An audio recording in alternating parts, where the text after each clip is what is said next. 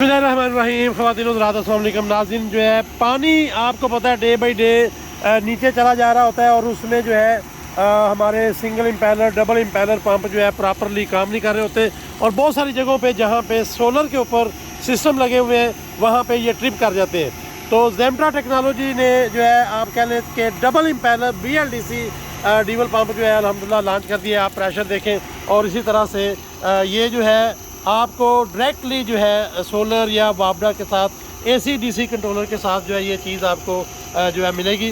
तो आप देखें कि ये वो पंप है जो डबल इम्पेलर भी आम सोलर के साथ लग सकता है और प्रेशर देखें इस वक्त जो है कितना है। और ये इस वक्त जो है आपका जो डीवल पंप है जहाँ पे ये काम नहीं करता AC पंप और बिजली का बिल भी बहुत ज़्यादा आता है।